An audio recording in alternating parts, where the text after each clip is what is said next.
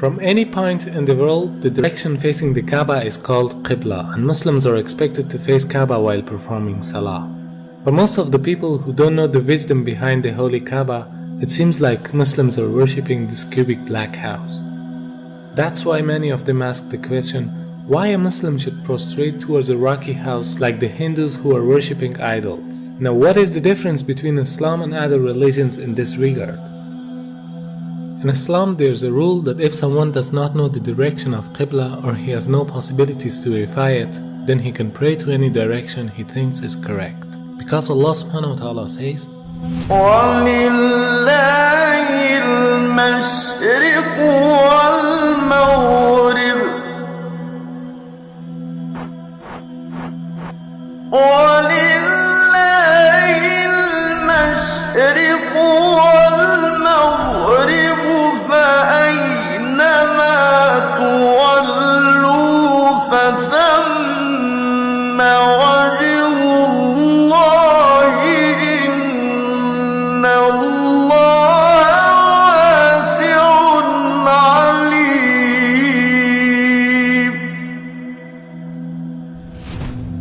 From this verse we can understand that the meaning of prostrating towards Kaaba is only to be united. Otherwise, everywhere is belonging to Allah subhanahu wa ta'ala. No Muslim ever worships the Kaaba when you offer Salah. Kaaba is the Qibla, it is the direction. We Muslims, we believe in unity. Now when we offer Salah, suppose we want to offer Salah here. Some will say, let's face north, some will say south, some will say east, some will say west. For unity, Allah says in the Quran, Surah Baqarah, that wherever you are, face towards the Kaaba. So Kaaba is the Qibla, it is the direction. So we are facing in that direction, but no one worships the Kaaba. Furthermore, if yet you have doubts, if you read the hadith that's mentioned in Sahih Bukhari, volume number 2, in the book of Hajj, chapter 56, hadith number 675, Hazrat Umar, may Allah be pleased with him, near the second Caliph of Islam, second Khalifa, he said that this black stone pointing at Hajar Aswad, black stone, it can neither benefit me, it can neither harm me. Just because my Prophet kissed it, I'm kissing it. This statement that this black stone can neither harm anyone nor benefit anyone is sufficient to prove that the Muslims don't worship the Kaaba. Furthermore, at the time of the Prophet, there were Sahabas, there were companions of the Prophet who stood on the Kaaba and gave the azan. No idol worshipper will ever stand on the Kaaba and give the azan, proving that no Muslim ever worships the Kaaba. It's only the Qibla, it's a direction. Not only Salah towards the Kaaba, rather the circumambulation is also a sign of unity. If you look to the creation, from the tiny world of quantum to the huge celestial bodies in the universe, from the very atom to the biggest stars and planets, they are all rotating and circumambulating around a certain axis in a counterclockwise direction. And this is exactly what the Muslims are doing around the Kaaba. So in Islam, it's an act of worship. It means in nature everything is worshipping the Almighty Creator, but not the body which is in the center of the circumambulation. This represents the unity in the whole creation. Beside the logical fact, there's a scientific reasoning about the Kaaba. When a person puts his head on the ground towards the Kaaba, the harmful charges would be released out of his body in a perfect manner, and it causes the body to balance its energy system. To know how it works, first you should know about the concept of the golden ratio. The golden ratio is a proportion of a longer distance to a shorter one, which is equal to phi constant, 1.618. This ratio is also called a divine proportion because the Almighty Creator has used the very same proportion in a great number of events.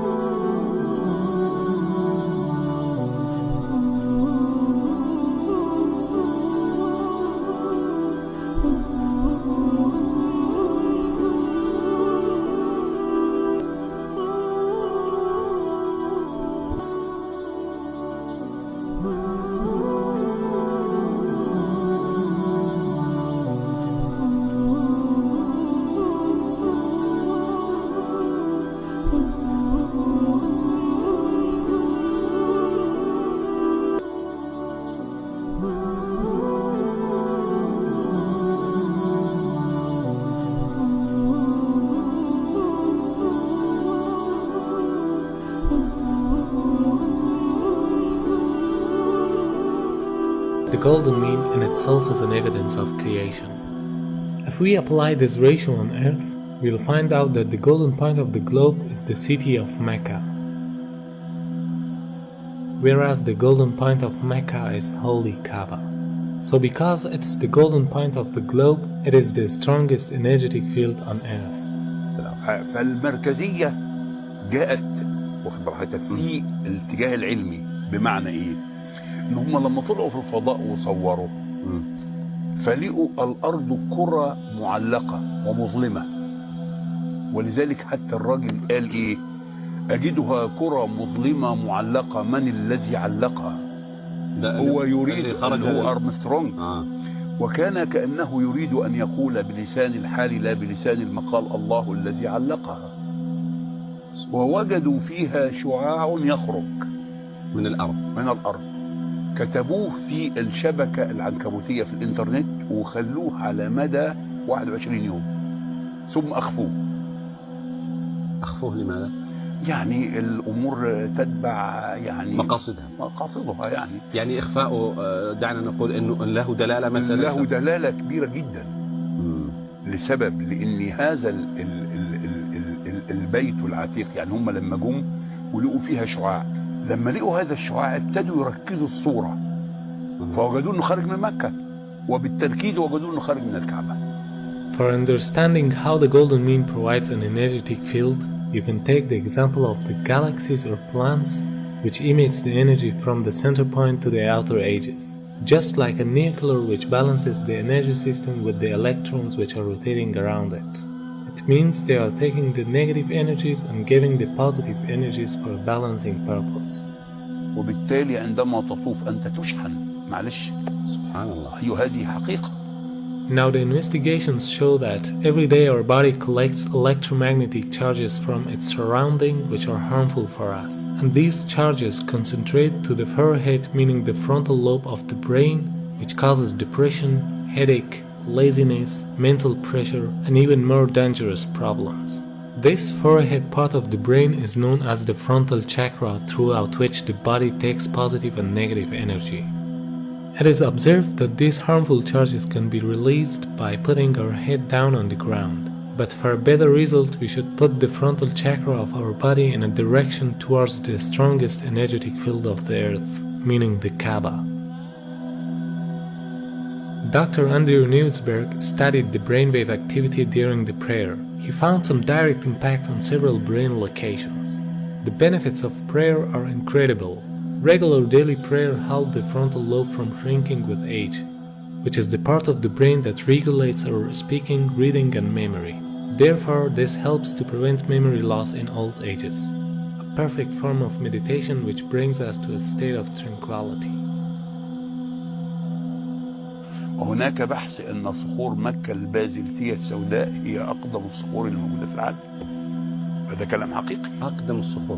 أيوة. وهذا أثبت علميا وبحث منشور، وليس أخذوا يعني صخور بازلتية من مكة وشافوا المناطق اللي بتتكون هنا. الأمر إنه المتحف البريطاني فيه 3 شرايح من الحجر الأسود، وقالوا هذا الحجر ليس من صخور المجموعة الشمسية. The latitude of the coordinates of Kaaba is 21 degrees and 25 minutes. The first verse that describes Kaaba is the verse 225. Could this mathematic harmony be a simple coincidence? The possibility of numbers depicted in the Quran with order number 114 rising until verse 286, which describe the Kaaba for the first time, has a chance of 1 in 100,000 for them to appear next to each other. Surah 2, verse 125. The part of the coordinates after the comma can be described in the form of minutes, as well as in ratios of percentages. In order to handle the upcoming objections, when we look at the coordinates of Kaaba by changing them to percentage ratios, we come across the following verse. Surah 2, verse 142. Hence, no matter how we look at it, there is a sign in the verses that point to Kaaba and this could only be possible with the wisdom of God. Although there are scientific facts behind every command of Allah subhanahu wa ta'ala, but the Muslims should obey them without any reasoning. Because there is always a wisdom behind any order of the Creator that people cannot easily unlock the secret. But for us it is important to seek the satisfaction of our